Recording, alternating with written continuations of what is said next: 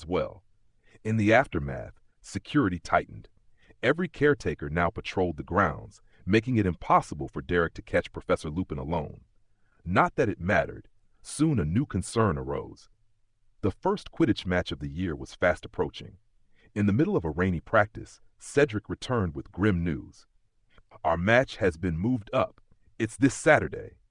He pushed drenched hair from his forehead, frowning. "Against Gryffindor. It was supposed to be Slytherin's turn." "Why?" the team demanded at once.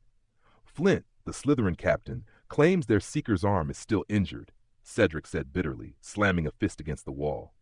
"But it's obvious. They just don't want to play and weather this foul. They think it'll ruin their chances."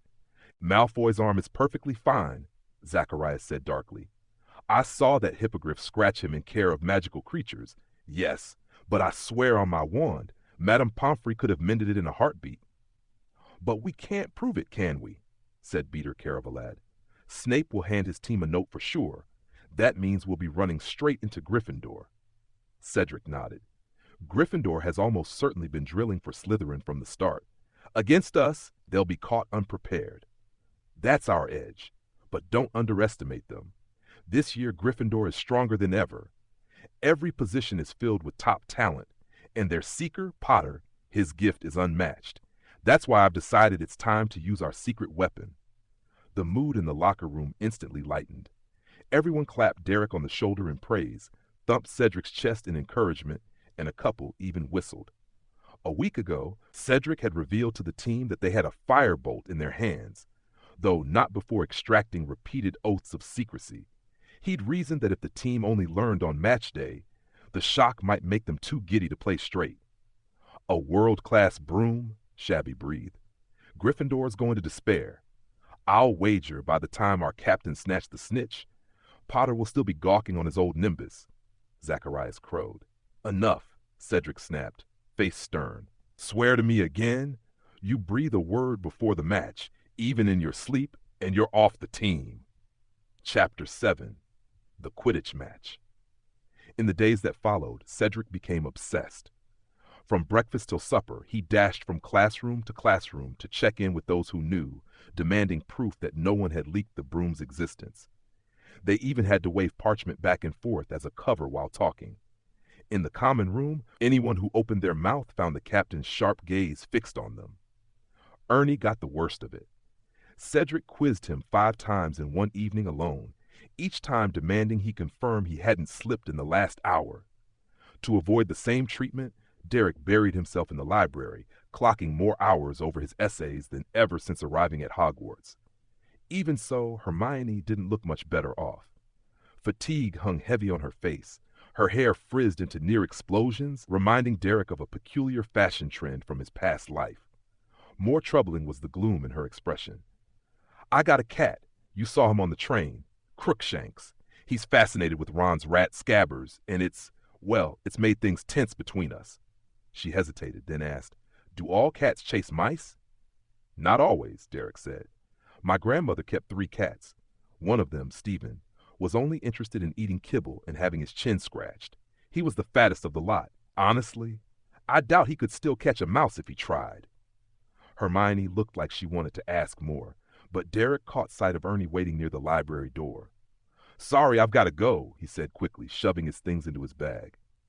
Merlin help Ernie. Better him than me under Cedric's torture. You handle the Transfiguration essay, all right? Just hand it in for me next week. Even with all their care, Cedric cornered them again outside Defense Against the Dark Arts on Friday. "I've said nothing, awake or asleep, and neither has Derek," Ernie snapped.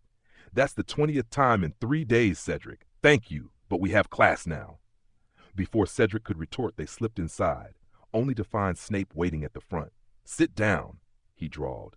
"Professor Lupin is indisposed. I will be teaching you today."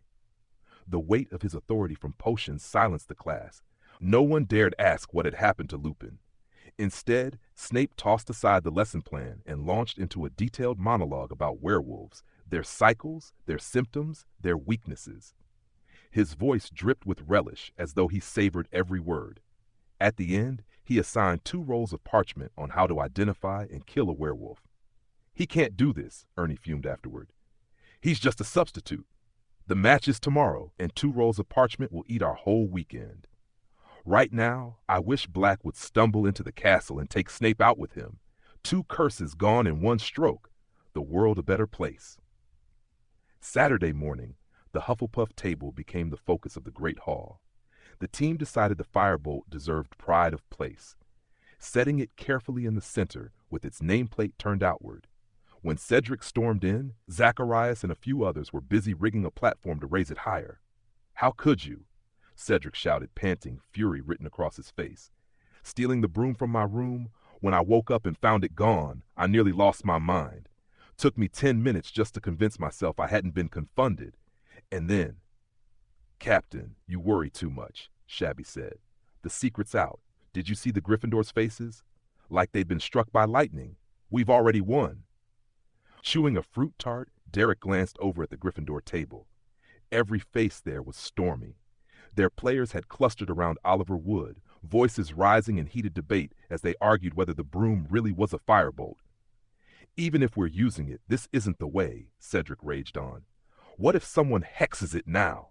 You need to remember, the broom doesn't even belong to me. It's Derek's." Then, a voice cut through the clamor. "Ced, is that really a firebolt arrow? Can I touch it?" Everyone's heads turned in unison toward the voice. A girl stood there, her long black hair glossy as silk, her face soft and lovely. Judging from the gossiping looks on Susan and Hannah's faces, Derek was sure this must be the Cho Chang they had mentioned before. The anger on Cedric's face suddenly faded. He cleared his throat lightly and said, in a softened tone, "Sorry, Cho, not now. There's still the match ahead. Later, perhaps? I'll talk it over with Derek." Cho left looking disappointed. Cedric no longer scolded his teammates. Instead, he trudged over to Derek, sat heavily at his side, and let out a long sigh. "I almost regret borrowing that broom from you," he muttered. "You believe in me. The team believes in me. Everyone trusts I'll catch the snitch first with the fastest broom in the world and win. Their confidence is sky high. But a match isn't so simple. It's my first year as captain, and we're a brand new team. A world-class broom can't give players battle experience. The snitch could appear anywhere, even near Potter. If I fail to catch it, the defeat will crush us." He buried his face in his hands. Derek didn't comfort him right away.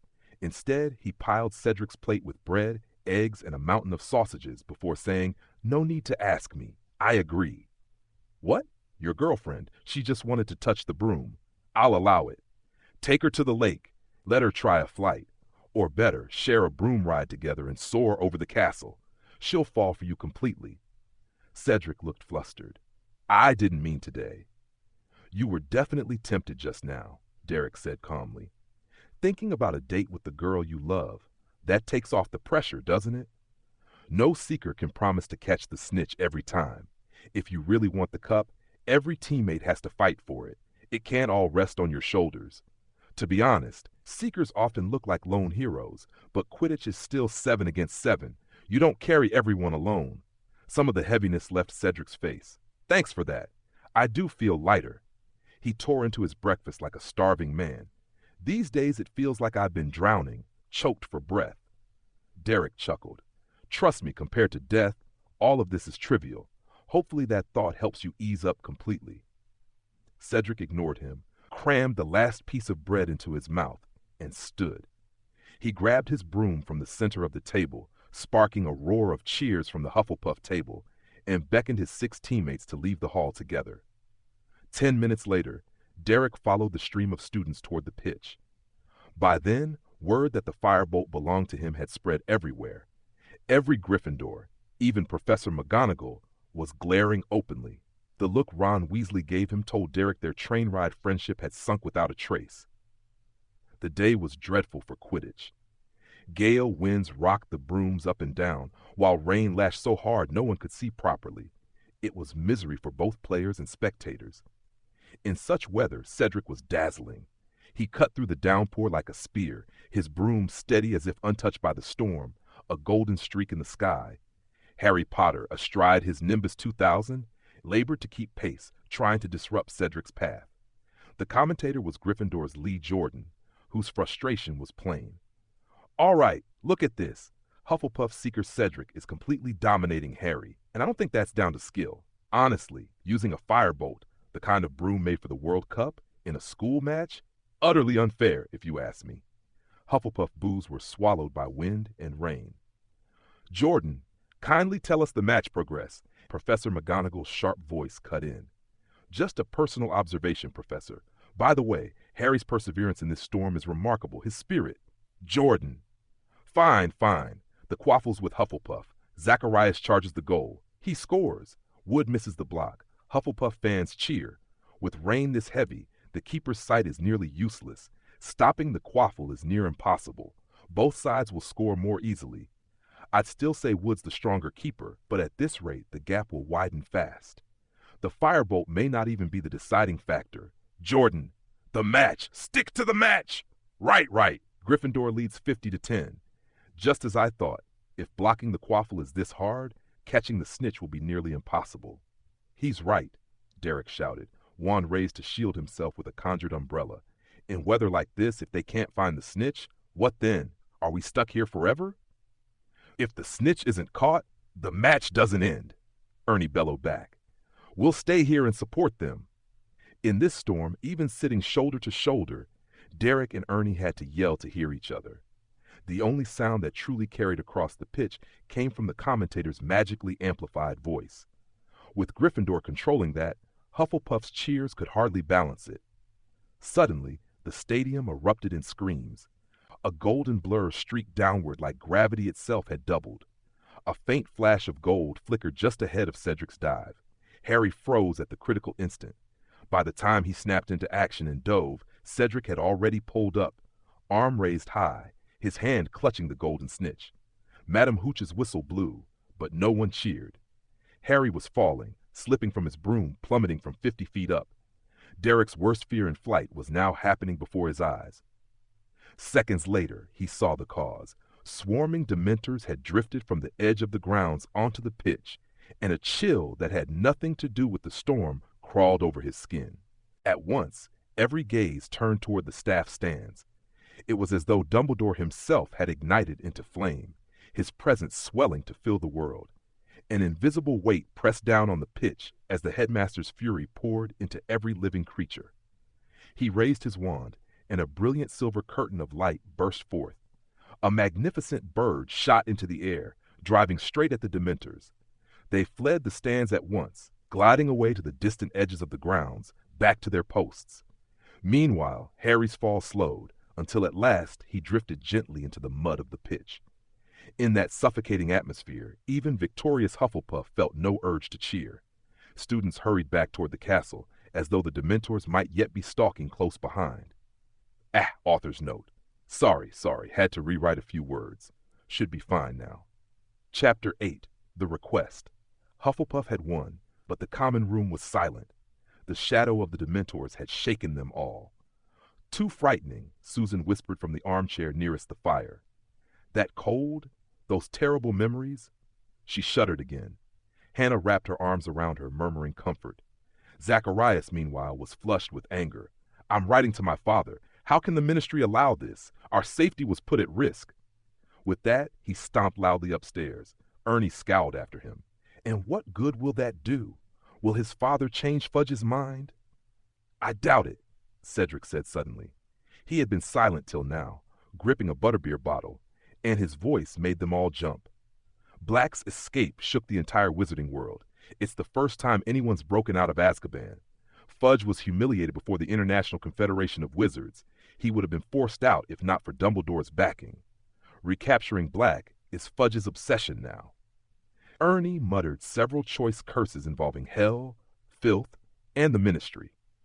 Derek glanced around the heavy atmosphere and realized he was the calmest one there. I don't get it, he said. The Dementors boarded the express on the first day, remember? I thought seeing them from a distance would feel worse than facing one up close. Not the same, Justin replied. That day, they barely searched a few compartments before being driven off. We were uncomfortable, sure, but nothing like today. When they all drew breath together, I swear my lungs froze solid. He shook his head. Enough. I'm going to lie down. The Dementors affect Potter worse than anyone, Cedric said, lowering his bottle. That match wasn't fair. I'm going to ask Madam Hooch for a rematch." It was as if Ernie had been struck. He gaped at Cedric. "A rematch?" "Yes," Cedric said firmly. "I spoke to her after the game, but she told me not to make a scene. I'll try again tomorrow." "Don't be ridiculous," Derek cut in. "I saw it clearly. While you were chasing the snitch, Harry hesitated. You caught it before the Dementors appeared. We won fair and square." Cedric faltered. He shook his head, but still. "No but," Derek said flatly, steering him toward the dorm with Ernie's help. "The Dementors rattled you too. Get some proper sleep. Tomorrow you'll realize how mad this idea is." Children forget quickly. By the start of the new week, coursework piled so high that the chill of the Dementors faded into the background. Only Harry Potter carried the lasting weight. Every student who looked at him whispered, baffled at how the Dementors could affect him so deeply as to make him faint dead away. "There's nothing to speculate about," Cedric said sternly one morning at the table, when Zacharias once again raised the subject. "Harry faced the darkest wizard in Britain as a child. None of us can imagine that terror. Everyone has their weaknesses, and his deserve respect. If I hear anyone mocking him again, I'll use my prefect's authority." With that, he left, brow furrowed. "He still feels the wind was tainted," Ernie said knowingly. "That's why he's standing up for Potter now. Yesterday, I even saw him warning Malfoy's gang to tone it down. He really is." "A knight at heart," Justin finished. Zacharias shoved his plate aside and stalked off without a word. Ernie grinned with satisfaction. "I love seeing him like that. Always looking down on us serves him right. For the first time in ages, I actually feel good." "Excuse me, Derek. Could I have a word with you alone?" Derek glanced up. It was Hermione. "No problem." He crammed the last of his steak into his mouth, rose, and followed her out of the great hall. She led him to a quiet corner by the stairwell. "I saw you on the train," Hermione began, using a spell to fend off a Dementor. Derek nodded slightly. "Yes, the Patronus charm. That's just it," she said earnestly. "Dementors affect Harry far too strongly. He's really unwell, Derek. I want to ask if you'd help him. Teach him the charm. He can't go on helpless against them, not with half the school year still ahead. You saw it yourself. Professor Lupin can cast the spell, and far better than I. He drove them off instantly. You should ask him." A blush crept up Hermione's face. She rubbed her nose awkwardly and dropped her gaze. "Well, Professor Lupin's been busy, and he's only just recovered from being sick. I don't want to disturb him." Derek narrowed his eyes, cutting straight through her hesitation. "Blushing, looking down, rubbing your nose. You're not telling me the truth, Hermione. What's really going on?" She shot him a nervous glance, then stared at the floor. After nearly a minute of weighing her words, she said haltingly, "You finished Professor Snape's essay on werewolves, didn't you?" "Yes, it's done. Why?" "You have to swear you won't repeat what I'm about to tell you." "Fine, I swear." Her brown eyes locked onto his gray-blue ones. After a long few seconds, she tugged open her bulging school bag and pulled out a sheet of parchment. "This is a lunar chart I consulted for my assignment," Hermione explained. "I marked the full moons, compare those dates to the times Professor Lupin fell ill. And remember, during our very first class, when the boggart faced him, it turned into a full moon." Derek studied the parchment for a full 5 minutes. It felt like he'd stumbled into some absurd prank. By Merlin's trousers? Are you kidding me? You mean to say Professor Lupin is a werewolf? Now it was Hermione who held steady, her voice calm. "Trust me. When I realized this a few days ago, I felt exactly the same." "I need to write to my mother," Derek said abruptly, turning on his heel to go upstairs. Hermione seized his arm. "You just swore to keep this secret." "Oh, I'm breaking that oath," Derek said flatly. "Do me a favor and let me go. Once I've sent my letter, you can punish me however you like." The next instant, Hermione whipped out her wand. Derek drew his as well. They glared at each other, taut with fury, as if either might cast the first spell at any moment. "Going to hit me with a memory charm, Hermione?" Derek's gaze was fixed on her lips, ready to counter the moment she spoke. "Forgive my lack of modesty, but no one my age can best me in a duel." Tears glimmered in Hermione's eyes as she pleaded. "He's a good man, Derek. If you expose him, he'll be driven out of the school." "That's exactly the problem, girl," Derek said sharply. "You've uncovered a ticking time bomb. You don't know when it will explode, but you insist the countdown will never reach zero. Children believe only what they see. The truth, however, lies in the hands of experienced adults. Neither of us can handle this. Keeping it secret or shouting it from the rooftops both endanger the other students. My mother is an expert in this field. I'll write to her, and she'll resolve it cleanly. No one else will suffer. Professor Dumbledore hired him. That means he trusts him. And I trust Dumbledore, Hermione cried. Before Derek could respond, a familiar voice rang out, freezing them both in place. Hermione, Derek, are you practicing dueling? I don't recall asking third years to train to this level yet. Still, since you two are among the best in your year, I can offer extra lessons if you'd like. Professor Lupin strolled toward them with a smile, stooping to pick up the parchment Derek had dropped. You seem to have lost something. Then he looked down at the parchment. The smile slowly faded from his face. Derek twitched, instinctively stepping in front of Hermione, fighting down the urge to aim his wand at the master of defense against the dark arts. Lupin stood utterly still. At last, with visible effort, he raised his head and asked, How long have you known? 5 days, Hermione whispered. After I wrote Professor Snape's essay. He'll be pleased, Lupin said coolly.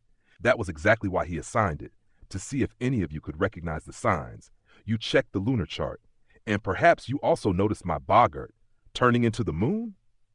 Both, Hermione admitted, eyes darting nervously between him and Derek, as though afraid the two would suddenly come to blows. And you, Derek? Lupin's tone slipped into that of a classroom instructor. How did you discover it? 5 minutes ago, Derek said curtly. Hermione told me.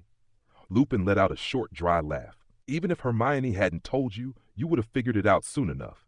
As far as I know, the two of you are the sharpest minds of your age. I'm not, Derek said evenly.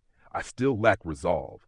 Just now I wasted time arguing with Hermione, trying to convince her not to keep secrets. What I should have done was stun her, find an office, and use the flu network to send my mother a message. Hermione let out a low huff. May I assume, Lupin said, raising both hands in a gesture of peace, that you're both calm now and won't storm into the great hall shouting my secret to the world? If so, would you lower your wands, come with me to my office, or anywhere else you feel safe, have some tea, hear my story, and then decide whether I ought to be driven out of the school? Derek's thoughts raced. He remembered the Patronus that night on the express, every lesson Lupin had given, and the restricted spell he yearned to learn, the art of delving into memories barred to underage wizards. At last he nodded. Let's go to your office. I want to hear the story. Chapter 9. Chapter 9. Hermione exhaled deeply and lowered her wand, though her face tensed again almost immediately. I'll go with you alone, Professor, Derek said. He shot Hermione a look. You should return to the common room. If I'm not back by supper, raise the alarm for the whole school. What? Hermione stared at him in shock. Absolutely not. I'm coming with you, Derek. You won't shake me off that easily. Lupin chuckled softly. Such caution. I take back what I said earlier. I've never seen a student like you. Derek, you're certain to make a fine Auror one day.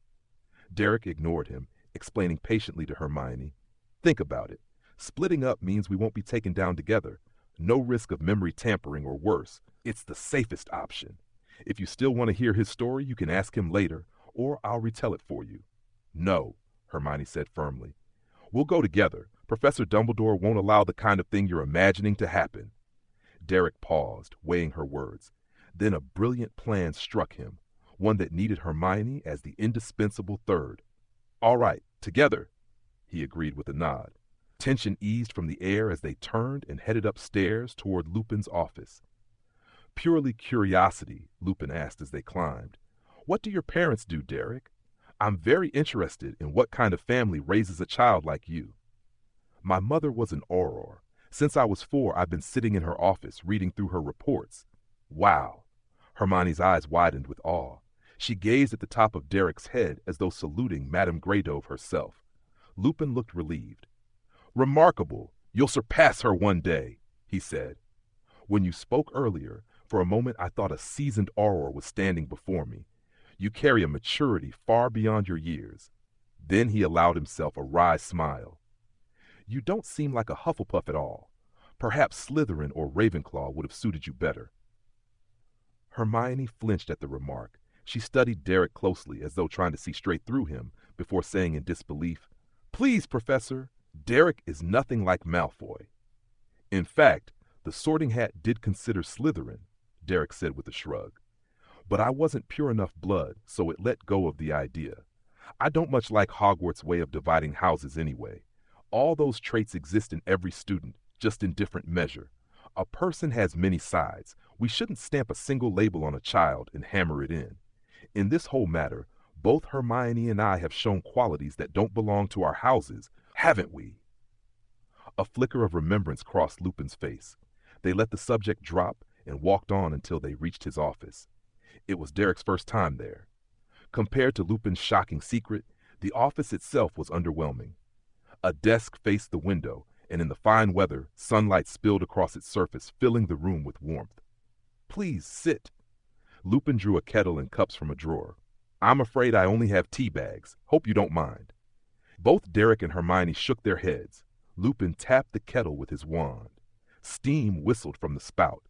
He dropped tea bags into the cups and filled them with hot water. "Here you are." He slid the cups toward them, his bright yet weary eyes fixed intently on their faces. "I'm grateful you chose to come here and hear me out instead of exposing me before everyone.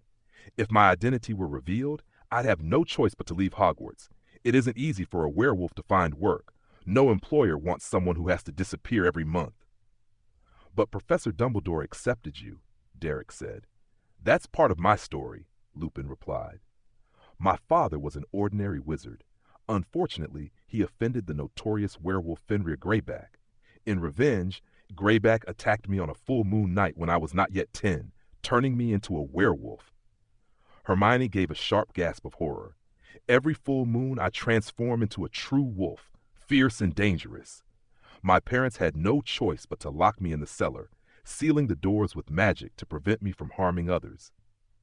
As I grew older, another worry began to weigh heavily on my family. A child bitten by a werewolf would likely never be admitted to a wizarding school.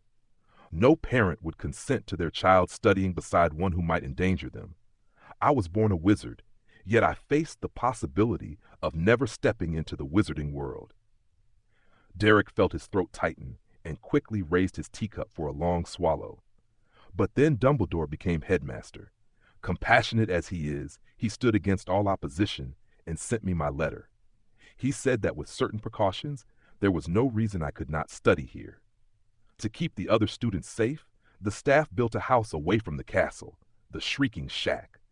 Each month I was smuggled out through a hidden passage to undergo my transformation there. And at the mouth of the passage, they planted a tree to guard it. That is the Humping Willow. Those transformations were dreadful. Becoming a wolf is agony. Sealed away from people, I turned my claws and fangs upon myself.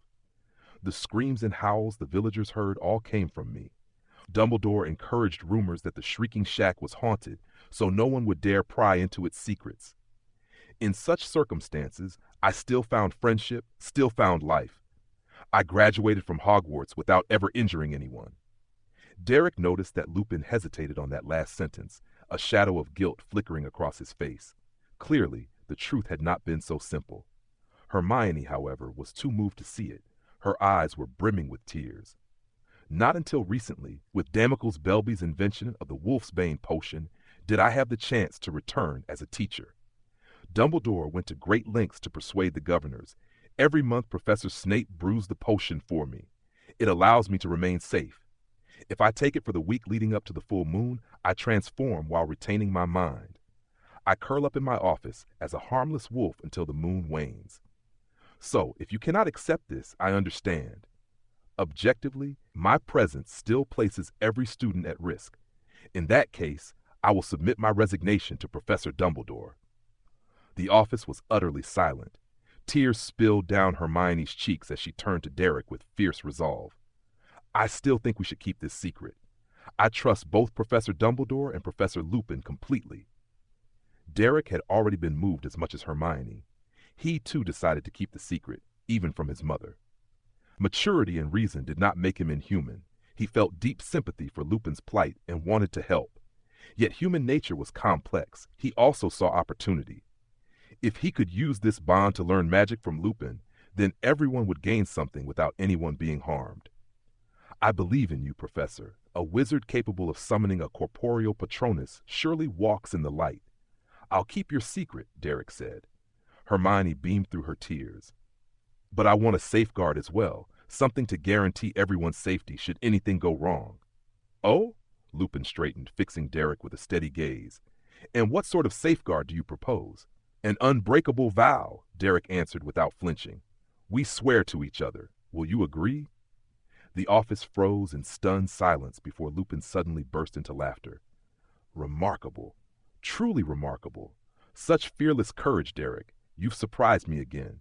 You'd have suited Gryffindor well. The Sorting Hat must have made a terrible mistake. Excuse me, Hermione cut in, frowning. What's an unbreakable vow? A powerful magical contract between wizards, binding and absolute, Derek explained. I guessed that much from the name, Hermione said, her brows lifting. And if someone breaks it? Death, Lupin said simply. Hermione stared at them in horror, as if confronted with madness. No, don't do this. Keeping the secret is enough. No one will get hurt, right? She pleaded, looking desperately at Lupin. But Lupin's expression softened into something almost relieved. A faint smile touched his lips. This is the safest way, Hermione.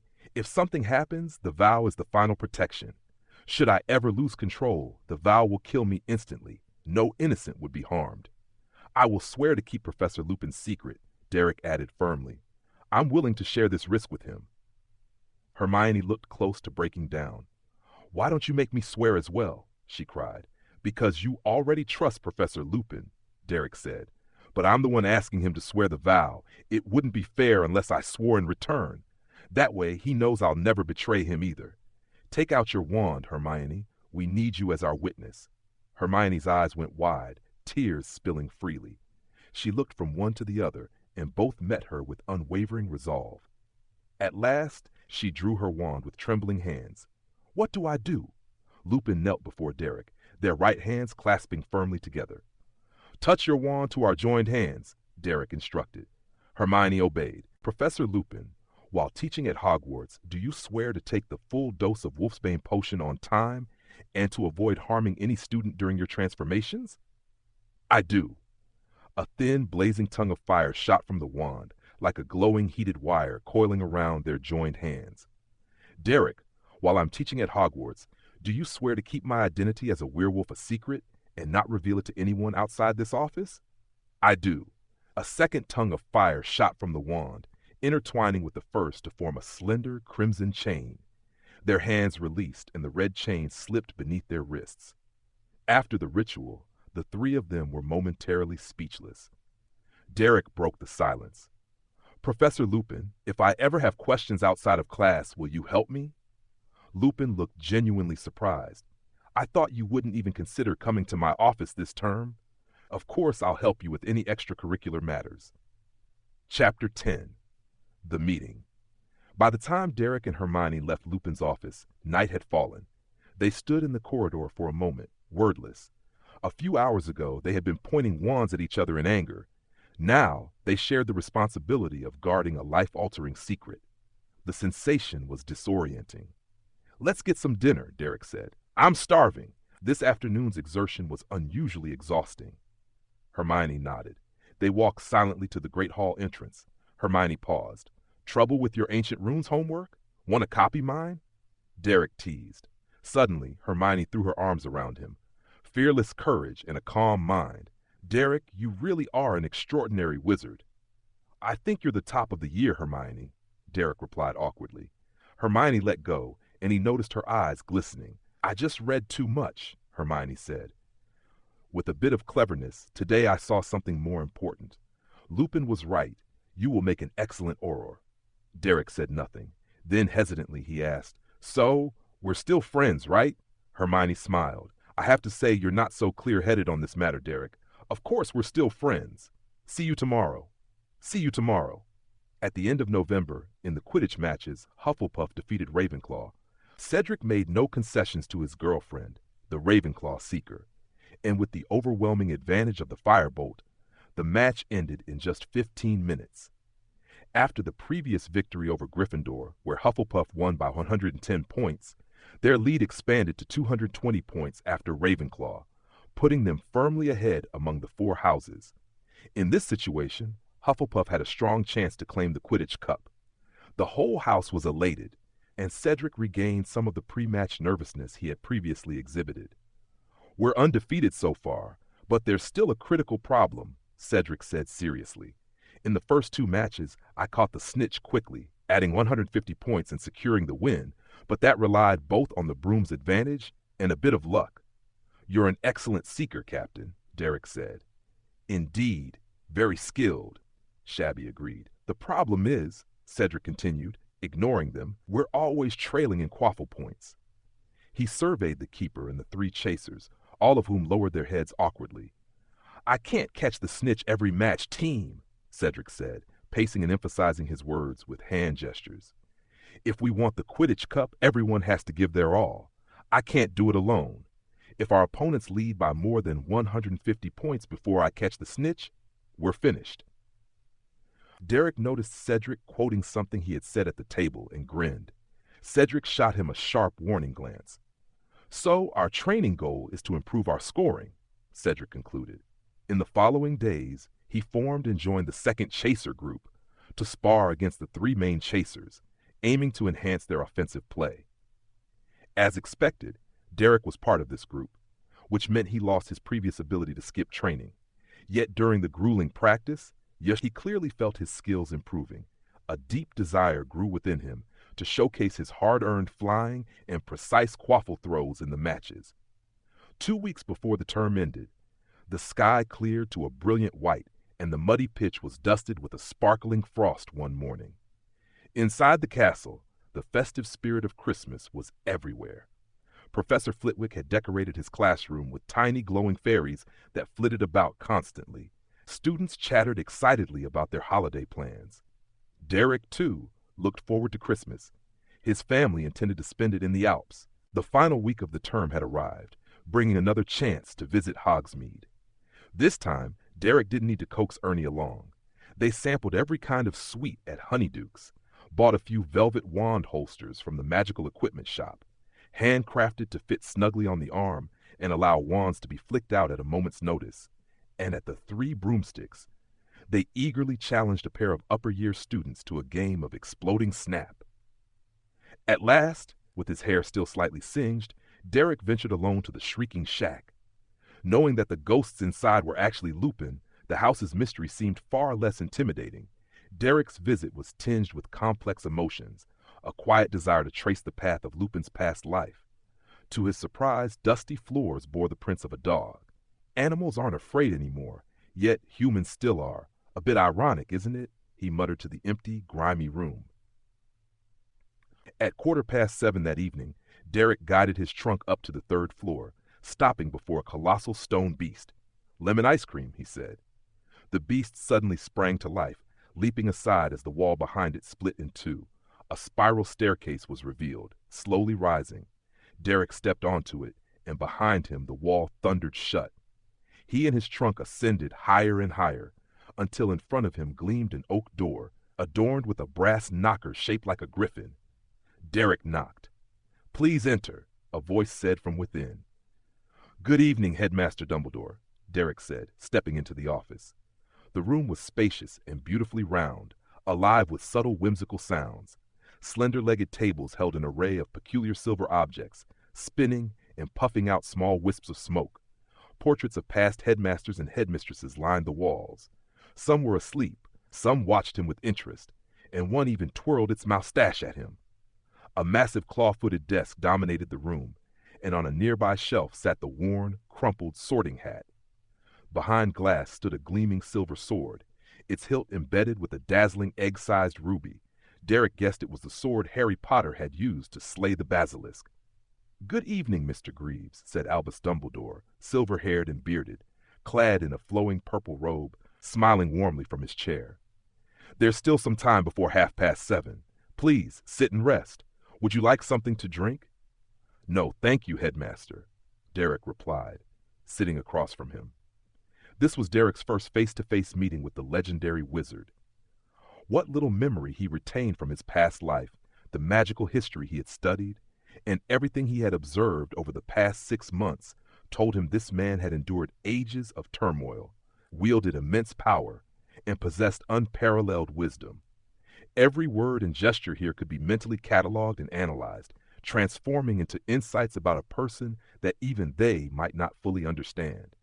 Most importantly, Derek carried memories not meant for this time and place, and Dumbledore was surely skilled enough to probe the mind. Any slip could invite endless trouble. Of course, if Derek simply conducted himself properly, Dumbledore had no reason to pry into a third-year student's mind. "I am very pleased with how quickly you've adapted to Hogwarts, Mr. Greaves," Dumbledore said, his blue eyes twinkling beneath his half-moon glasses. "Your teachers have spoken highly of you, Professor McGonagall and Professor Snape in particular." Derek thought of Snape's ever-foreboding expression and suspected Dumbledore had deduced this from his grades. "Thank you for your praise," Derek said, a shy yet proud smile crossing his face, eyes dropping to avoid direct gaze. "I really enjoy Hogwarts. The teachers are knowledgeable, the students friendly, and I've made new friends. Everything is perfect, except—" He hesitated deliberately. "Except for the Dementors. They're terrifying." "I must apologize for that," Dumbledore said, his expression growing serious. "You should not have had to endure unpleasant encounters. I've already restricted the Dementors to the school entrances. As for Sirius Black—" His voice showed a hint of wariness. "All faculty will ensure a repeat intrusion cannot happen." Derek quickly shook his head, offering a modest smile. "I don't blame you, sir. It's just—" His voice trailed off. "Have some chocolate frogs, Derek, as a small apology from this old man," Dumbledore said, retrieving a box from his drawer. "I once attended a meeting of the International Confederation of Wizards in New York in 1985. Quite an impressive place. American wizards live differently from ours, yet still follow the statute of secrecy while integrating more seamlessly with the Muggle world." As they spoke, the hearth's flame suddenly turned emerald green, revealing a rapidly spinning figure. 5 minutes later, a young witch in blue-gray robes emerged from the fire. She commanded the room with a presence that rivaled Dumbledore himself, her gray eyes sharp and lively, her every movement precise. Each inch of her shoulder-length black hair seemed charged with energy, her gaze fixed on the two of them, voice firm and clear. "Good evening, Headmaster Dumbledore. Good evening, Derek." Now, Chapter 11, Homecoming. Derek let out a relieved breath and immediately stood, wrapping the witch before him in a warm embrace. "Long time no see, Mom." "Long time no see, son." Mrs. Greedo hugged his shoulders and pressed a kiss to his forehead before extending her hand to the elder in the chair. "Hello, Headmaster Dumbledore. I'm Claire Greedo. We've corresponded by letter before." "Delighted to meet you, Mrs. Greedo. Please have a seat and some hot cocoa. From experience, intercontinental flu travel isn't exactly comfortable." Dumbledore rose with a smile and shook her hand lightly. "Thank you, I appreciate it." Claire slid the chair back and sat. "Mom, aren't we leaving immediately?" Derek asked, puzzled. He knew the approvals for the International Flu Network were complicated, and privately opened channels rarely stayed active for long. "No rush, Derek. There's plenty of time," Mrs. Greedo said. "Headmaster Dumbledore and I have a few things to discuss first." "Then, madam," Dumbledore said, handing her the cocoa, "is there anything I can do for you?" Claire placed her hands flat on her lap and spoke deliberately. "Hogwarts is an outstanding magical school. I am genuinely glad my son studies here. But," her gaze sharpened, "this year England has not been particularly safe. The presence of Dementors combined with an escaped Azkaban prisoner at the school deeply concerns me." "Yes, I apologize for the previous incidents," Dumbledore nodded. "Before you arrived, I already assured Derek, and I will now assure you again. All of us, including myself, will do everything in our power to protect students from any external harm." "Really?" Mrs. Greedo leaned forward, her tone pressing.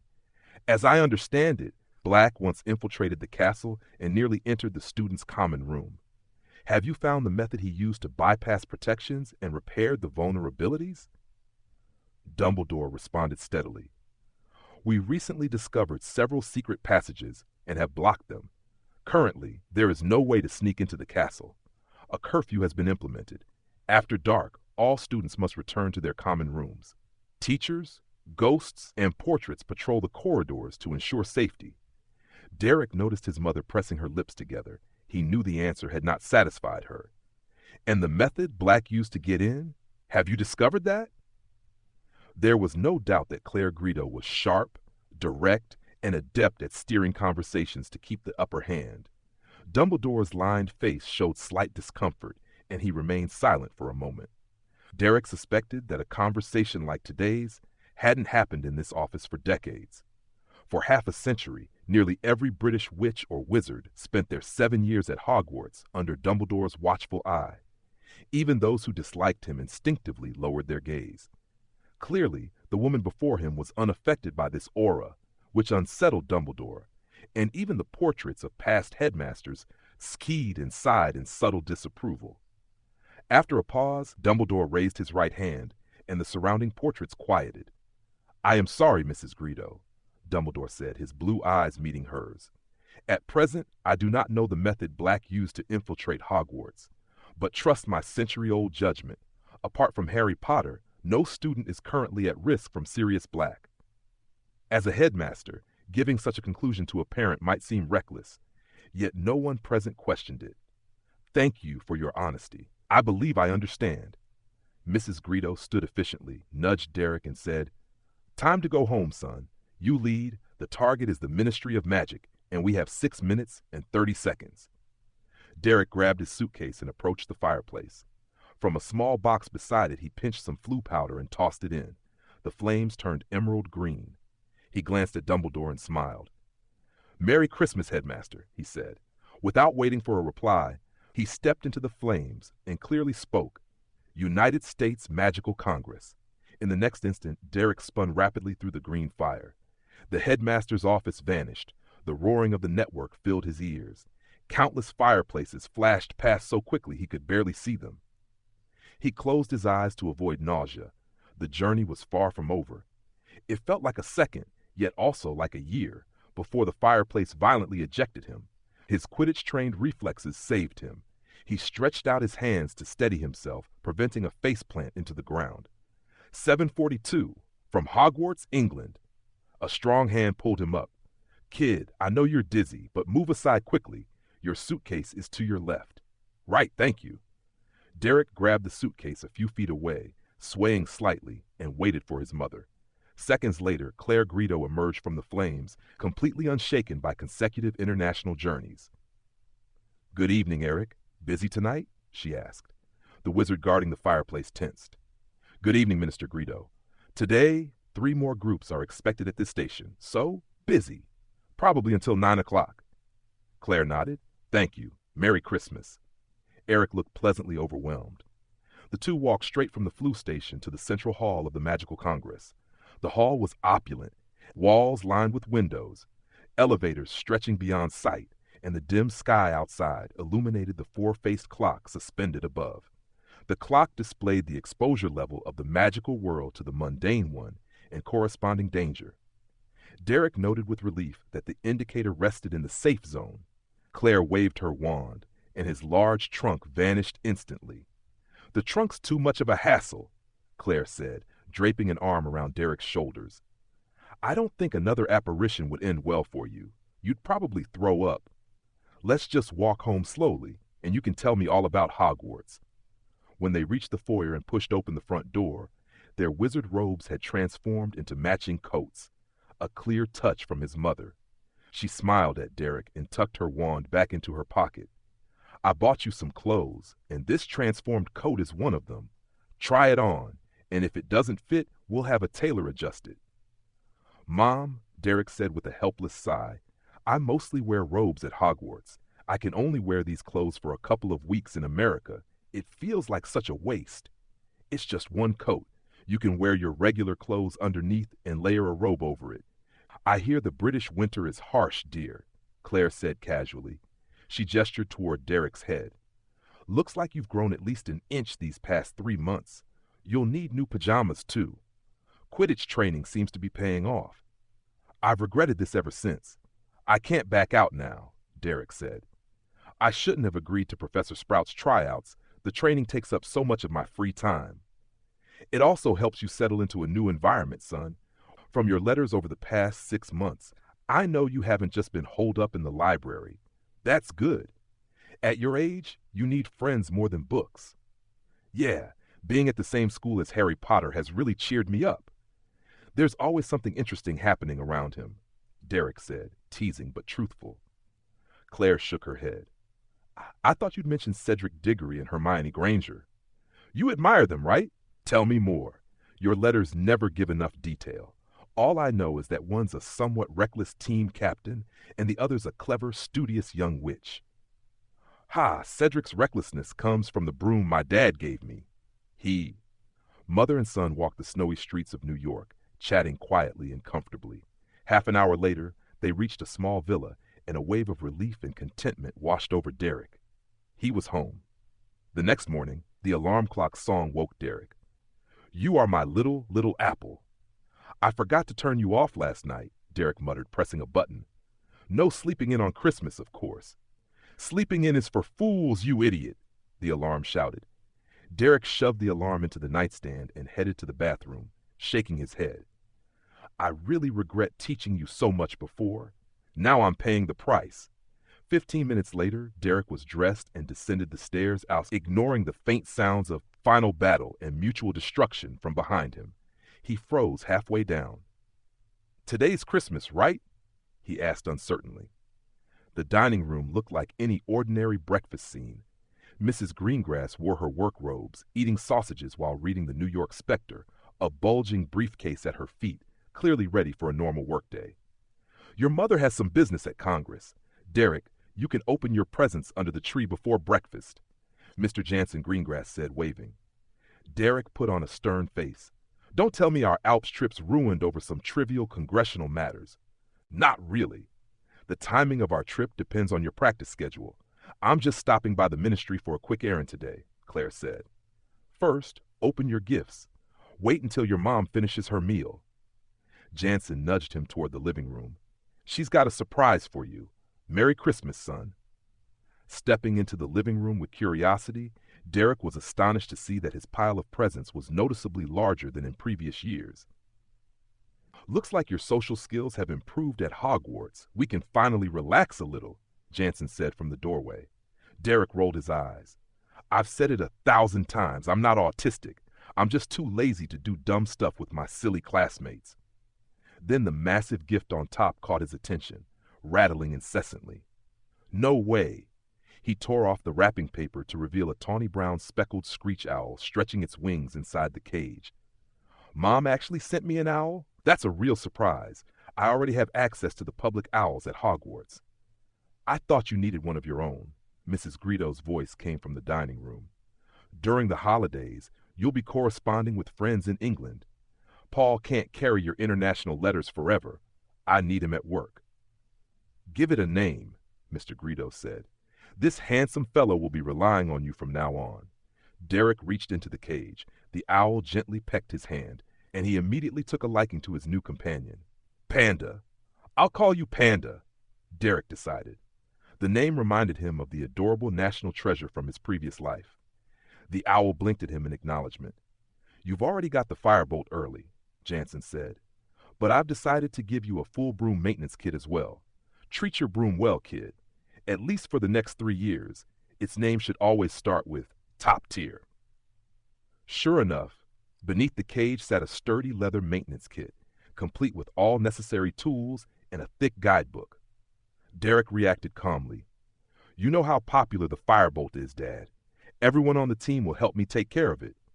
The next few gifts were from his fellow Ilvermorny students. Books, candies, and other treats.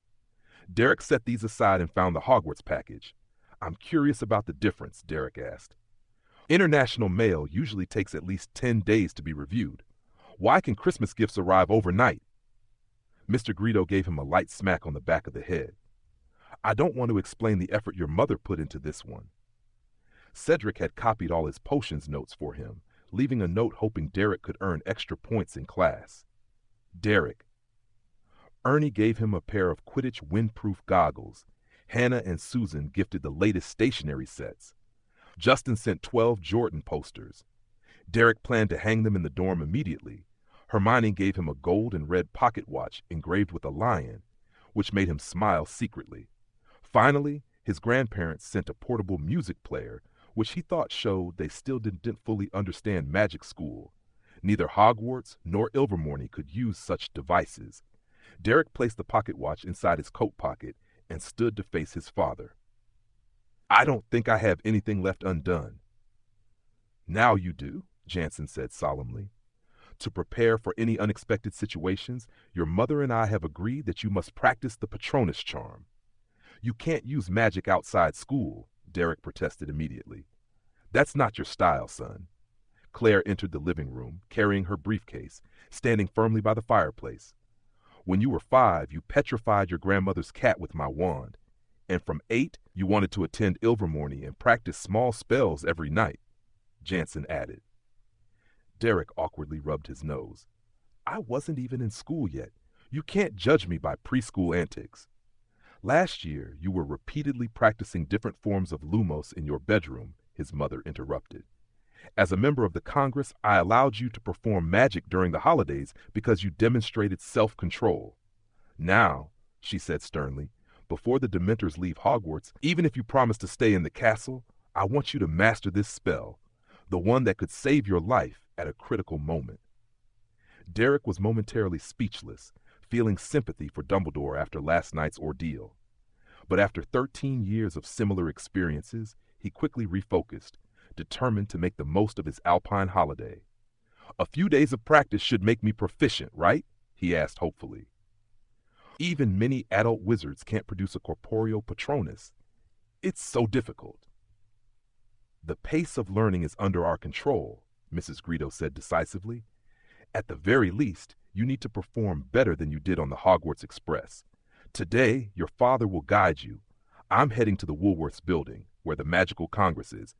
Derek felt a wave of helplessness. Claire Greedo rarely made demands regarding his magical training. She knew his true level. But when she did, the goal was never easy to achieve. He looked to his father for help, but Jansen only offered an apologetic glance. "All right, practice it is." Once again, Derek felt the unpleasant weight of being firmly controlled by his parents. Half an hour later, after finishing breakfast, Derek went up to the attic.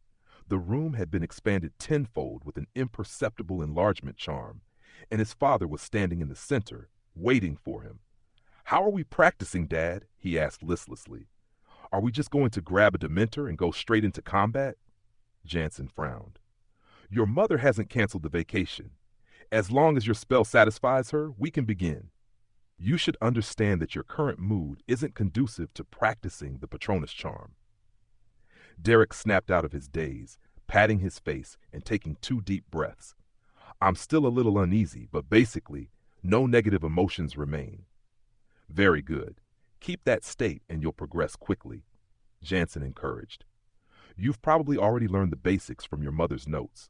What I need to stress is this. The Patronus charm is extremely advanced magic. Its depth has nothing to do with spell technique or theoretical analysis. So don't try to use your skill in transfiguration to take shortcuts. That will only cause harm." "What do you mean by advanced?" "The Patronus charm is a manifestation of positive emotions, happiness, hope, and so on. It involves a person's will and spirit. That is its core. Is your will strong enough to overcome negative emotions? Is your mind powerful enough to summon potent, happy memories?" Derek nodded thoughtfully. "One more thing," Jansen continued. "Once your spell becomes truly proficient, positive emotions aren't limited to happy memories. Imagine your friend collapses to the ground and a Dementor is about to strike. What is your first thought?" "Protect him. Drive the Dementor away. Don't let him get hurt," Derek answered immediately. "Exactly. Protection, faith, courage, composure, fearlessness. These aren't always tied to joy, but they are positive emotions and the spiritual energy you channel to summon your Patronus." "I understand," Derek said. "But how do we practice? Do I just cast at the air?" "Your mother devised a method," Jansen said, shaking his head. "I don't entirely agree with it, but she insisted, so we'll try it." Derek instantly felt a bad premonition. "You're joking, right? You're not actually going to have me face a Dementor?" Raising Dementors is a serious crime. We won't do anything foolish. Jansen pulled a glass vial from his robes. This is the fright potion your mother brewed a couple of days ago. The potion provokes various negative emotions, primarily fear. You take 1/10